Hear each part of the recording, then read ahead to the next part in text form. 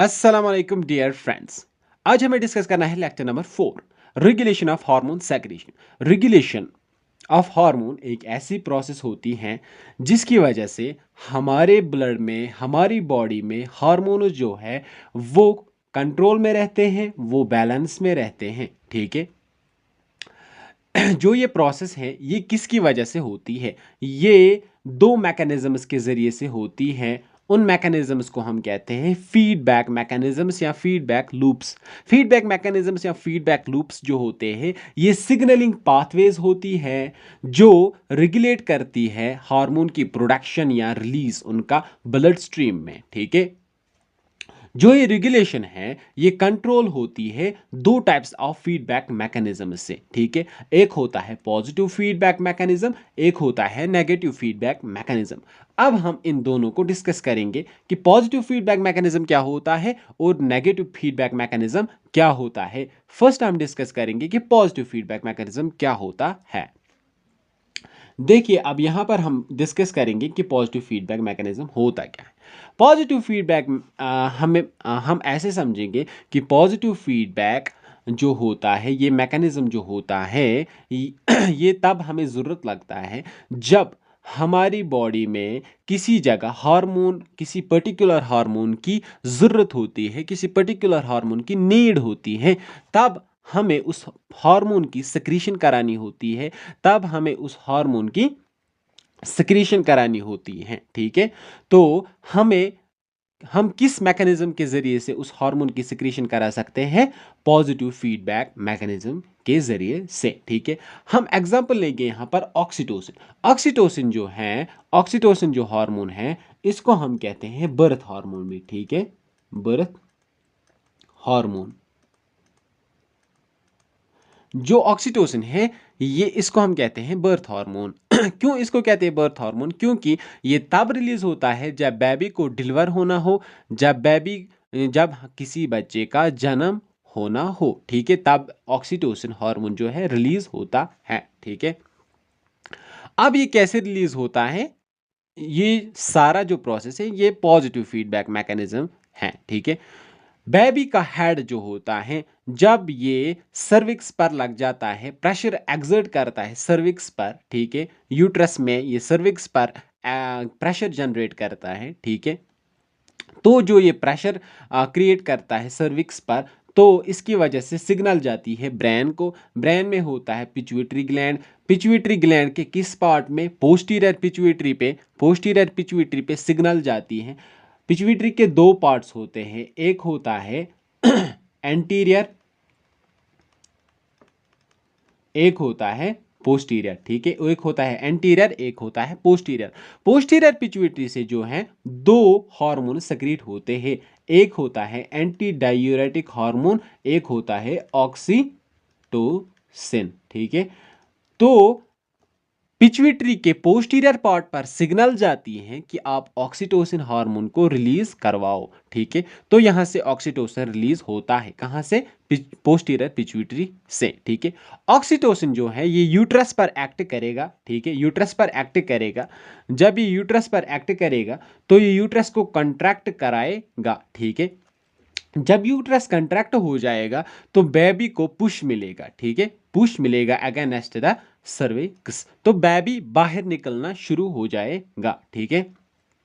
और इस कंट्रैक्शन जो है, जो ये यूट्रस की कंट्रैक्शन है, इसका एक और फायदा होता है, इससे ब्लड जो होता है, ब्लड क्लॉटिंग,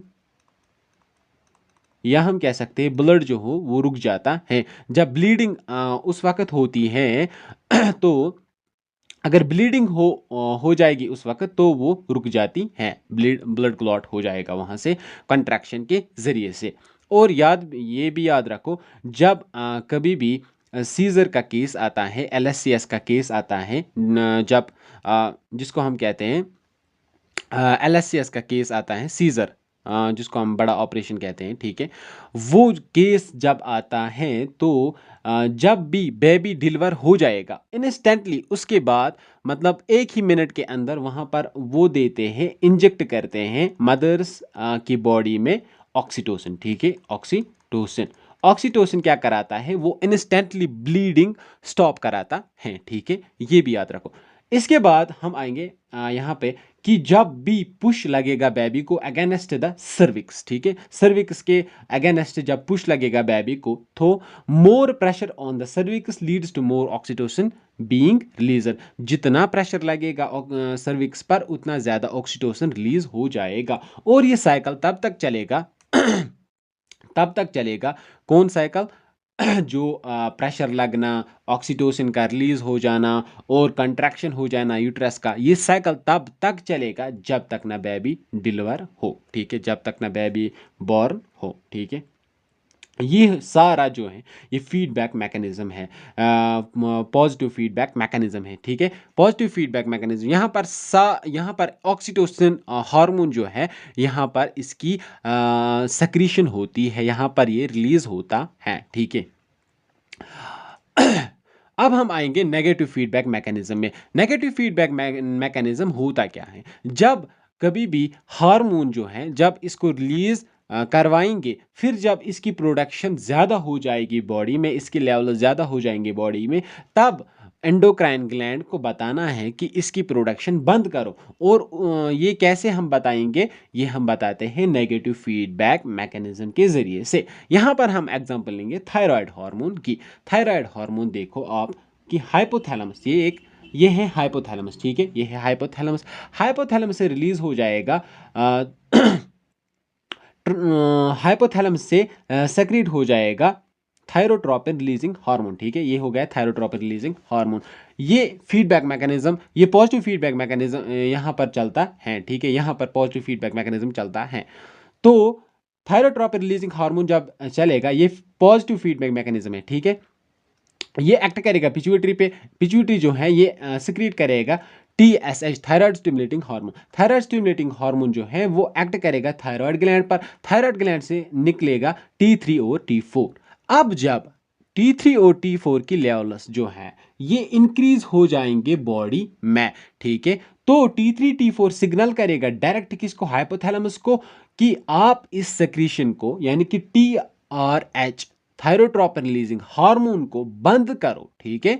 इसी को हम कहते हैं नेगेटिव फीडबैक मैकेनिज्म, ठीक है। यहां पर लिखा है कि जब TRH और SH कैसे इनहिबिट होता है, when T3 and T4 levels, जब T3 और T4 लेवल्स की कंसंट्रेशन जो है वो हायर होती है ब्लड स्ट्रीम में, तो क्या होता है, ये सिग्नल करते हैं हाइपोथैलेमस को, ताकि आप जो है सिक्रीशन करो, बंद करो, TRH की, थायरोट्रोपिन रिलीजिंग हार्मोन की सिक्रीशन बंद करो, जिसकी वजह से बंद होता है सिक्रीशन किसका? TRH, थायराइड स्टिमुलेटिंग हार्मोन जो है वो उसकी सिक्रीशन बंद हो जाती है। तो उसकी वजह से थायराइड ग्लैंड पर कोई भी स्टिमुलस नहीं लगता है, तो हार्मोन सिक्रीट नहीं होगा, T3 T4 सिक्रीट नहीं होगा। उसकी वजह से इसकी सिक्रीशन जो है वो रुक जाएगी, वो डिक्रीज हो जाएगी T3 T4 हार्मोन की, ठीक है। ये हो गया नेगेटिव फीडबैक मैकेनिज्म, ठीक है। ये जो लेक्चर था, ये आज का हमारा इतना ही टॉपिक था। Thank you.